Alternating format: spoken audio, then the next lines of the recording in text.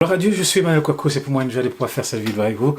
Que Dieu vous bénisse dans le nom précieux de notre Sauveur Jésus-Christ, le Tout-Puissant.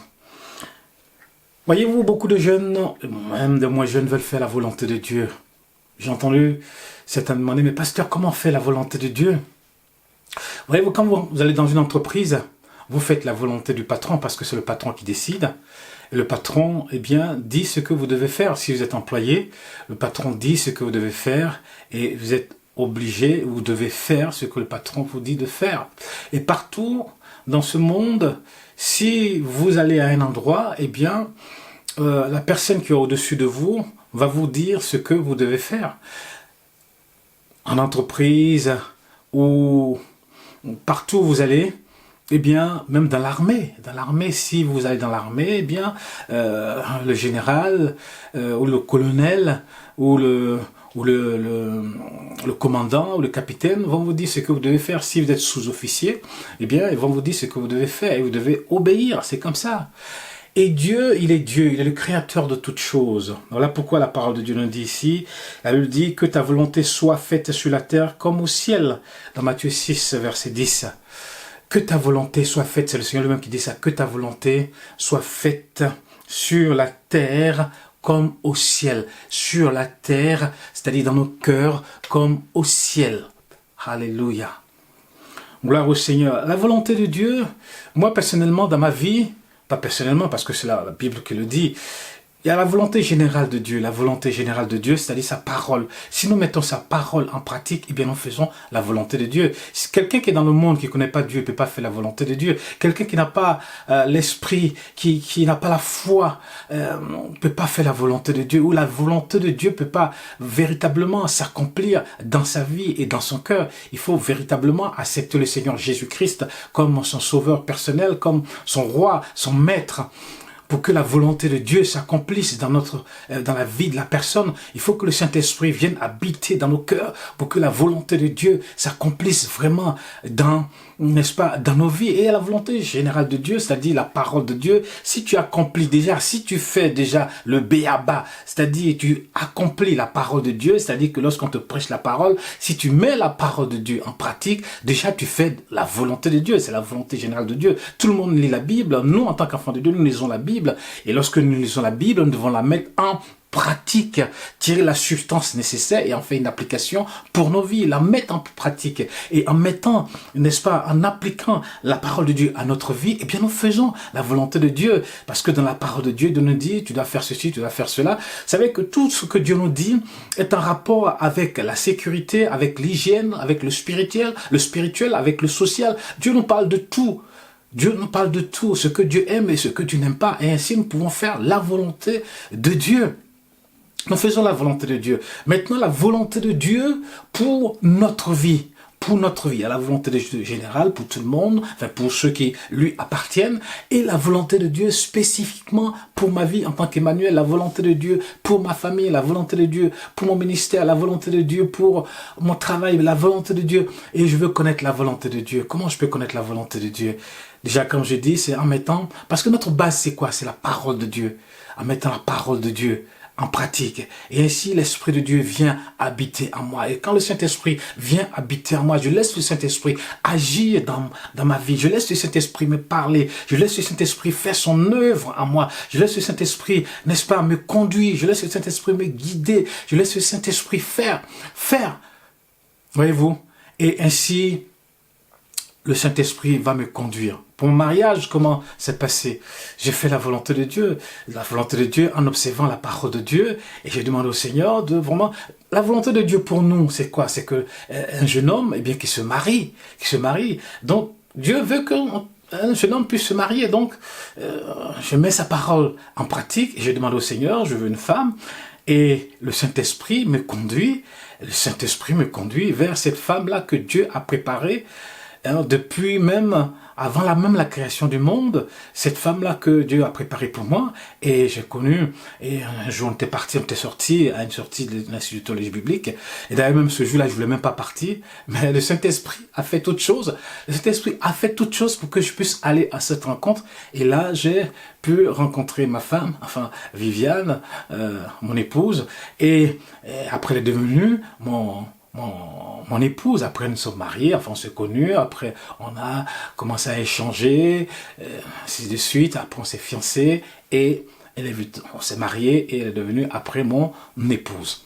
Et ça, c'est la volonté de Dieu. Si on laisse le Saint-Esprit nous guider, le Saint-Esprit, il vient. C'est pour ça que le Saint-Esprit est venu habiter en nous pour que nous puissions accomplir parfaitement la volonté de Dieu. Si on laisse le Saint-Esprit nous guider, parce que si nous vivons, ce n'est plus nous qui vivons, mais c'est Christ qui vit en nous. Christ qui vit en nous par quoi? Par le Saint-Esprit. Nous ne vivons plus selon la chair, mais nous vivons selon l'Esprit. Et si nous laissons le Saint-Esprit nous conduire, eh bien, nous pouvons faire la volonté de Dieu. Il y a des gens qui disent, je vais faire la volonté de Dieu. Mais si ta vie n'est pas en règle avec Dieu, comment tu peux faire la volonté de Dieu? Si toi-même tu décides ce que tu veux faire, tu décides des choses sans même consulter Dieu, comment tu veux faire la volonté de Dieu? Si toi-même tu veux te marier et puis après tu commences à passer de fille en fille ou d'homme en homme, comment tu peux accomplir la volonté de Dieu? Là, le Saint-Esprit n'est plus dedans, le Saint-Esprit il se retire. Mais si tu laisses le Saint-Esprit faire son œuvre en toi, se manifester vraiment en toi, eh bien tu pourras faire la volonté de Dieu parce que tu te laisses guider par rapport à ton mariage, tu te laisses guider par rapport à ton ministère, tu te laisses guider par rapport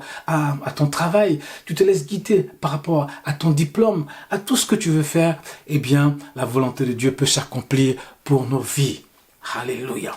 Beaucoup disent dans les assemblées, mais comment je peux faire pour accomplir la volonté de Dieu? Certains pensent que Dieu il va descendre devant eux et puis va leur commencer à leur parler pour dire, voilà, tu dois aller à tel endroit, tu dois aller à tel endroit.